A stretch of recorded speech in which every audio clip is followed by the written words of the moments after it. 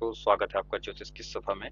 पिछले वीडियो में हम आपके साथ चर्चा कर चुके हैं इस पहली कुंडली के बारे में, व्यक्तिगत अनुभव में। दूसरे में हम फिर से बात कर रहे हैं कि 16 से 21 बृहस्पति देखिए नीच रहा, सेम योग यहाँ पे भी पाया जा रहा है। 16 से 21 में बृहस्पति नीच रहा जो कि बुरा करेगा। उसके बाद बृहस्पति 21 से लेकर के 36 वर्ष की आयु तक चलता चला जाएगा। यहाँ पे 36 से 42 शनि का टाइम होता है। 36 से 42 में भी जो सेंट्रल पार्ट है वो 38.5 होता है, तो 38.5 तक भी ये बुरा करता रहा क्योंकि इसकी ताकत इसे रूपांतरित करने में लग गई। अब ये नीच का बृहस्पति उच्च के शनि के द्वारा धीरे धीरे रूपांतरित होता रहा, लेकिन 38.5 वर्ष की आयु के अंदर जैसा फल यहाँ पे किया 54 में इसने कि सदा के लिए प्रभाव को बदल दिया। 38.5 वर्ष की आयु के अंदर इसने फिर से ये ऐसा फल प्रदान करेगा, यहाँ पर ऐसा फल प्रदान किया कि जब इसने दृष्टि मारी अष्टम भाव पर जो कि पक्के कारक हैं, तो ये बदलता चला गया। अब थोड़ा सा और गहराई से उतरेंगे तो देखिए ये धन और आय के भाव हैं जिनका आपस में कॉम्बिनेशन है। धन और आय का आपस में विशेष कॉम्बिनेशन है। और शनि जब देख रहे हैं अष्टम भाव को, शनि देख रहे हैं अष्टम भाव को, और इसके अलावा अगर अष्टम भाव को हम देखते हैं तो शनि वैसे भी अंतिम ग्रह है। कंपैरिजन और कंट्रास्ट करेंगे इनका। शनि देख रहे हैं अष्टम भाव को, और अगर अष्टम से अष्टम ग्रह की बात की जाए तो वो चंद्र हैं। कैसे अष्टम से अष्टम?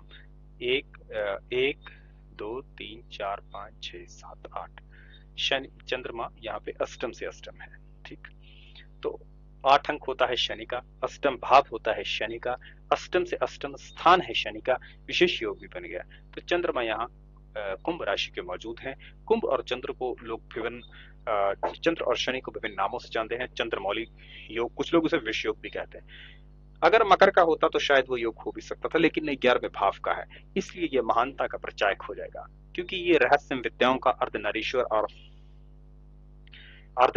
और पुनर्भू योग भी कहलाता है। यहाँ पे ये पुनर्भू का मतलब और अर्धनारीश्वर का मतलब अर्धचंद्रमौली योग बन जाएगा, जो कि पॉजिटिव योग होता है, ना कि नेगेटिव, क्योंकि कुंभ की राशि है जो कि उच्च का समय स्थान है और शनि के साथ पूरी तरह से सानिध्य में मौजूद है।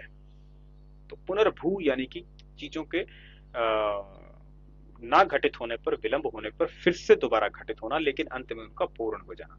तो इस तरह से ये देखिए अंत में यहाँ सफलता प्राप्त होती है। कैसे प्राप्त होती है? 38 वर्ष की आयु में ये शनि रूपांतरित विराम लगता है। जैसे यहाँ 54 में विराम लगा था, 38 में यहाँ विराम लगता है, और 38 में ये विराम लगने के बाद ये विराम कभी भी जाएगा नहीं। जैसे यहाँ पर देखा कि बृहस्पति ने सदा ऐसा लगाए रखा, अब शनि का विराम कभी भी जाएगा नहीं।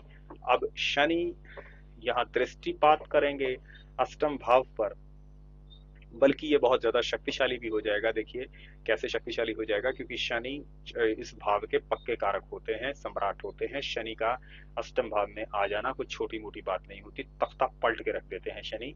शनि की दृष्टि यहाँ पर पड़ी है, और आगे देखा तो ये ग्रह था भी अष्टम से अष्टम, और ये शनि वैसे भी शक्तिशाली इसलिए क्योंकि शुक्र से पूरी तरह से दृष्ट हैं। बस एक थोड़ी सी बात जरूर है कि केतु इनके साथ है, जो कि मंगल का छाया ग्रह होता है, और शनि मंगल की राशि में नीच होते हैं, इसलिए केतु के होने से थोड़ा सा शनि को हल्का सा नुकसान कह सकते हैं, क्योंकि ये शनि केतु का योग सैक्रिफाइस का भी कारक होता है, और आध्यात्मिक और विजय और झंडे की भी बात करता है, धर्म की भी बात करता है। लेकिन शनि क्या इस कुंडली के अंदर बुरा फल देंगे? तो ऐसा नहीं है। केतु झंडे का और सफलता का भी प्रतीक होता है। ज्योतिष आदि रहस्य विद्याओं को जानने वाला या अन्य चीज या विदेश योग भी बन सकता है, लेकिन केतु के हाथ में कमांड नहीं है। उच्च के शनि हैं, और शनि जहां जिस राशि में उच्च के हैं उसी पर शुक्र की पूर्ण दृष्टि है, जो कि शुक्र यहाँ पे शनि को उच्च बना रहा है, ना कि केतु को। और शनि उच्च के हैं, और उसी उच्च के शनि की परस्पर दृष्टि शुक्र के साथ में है। तो इस तरह से शनि ज्यादा शक्तिशाली है। शनि शक्तिशाली है तो केतु उनकी कमांड को फॉलो करेगा। अगर केतु कमांड में होता तो केतु फॉलो करता, तो ये संन्यास और उसका योग बनता। ये सफलता का योग है, केतु उनको फॉलो करेगा। इस तरह से दोस्तों इस कुंडली के अंदर विशेष योग हैं, और ये विशेष योग बनता है। जारी रहेगी चर्चा। तब तक के लिए इसी कुंडली के ऊपर देखते रहिए हमारा चैनल। तब तक के लिए नमस्कार।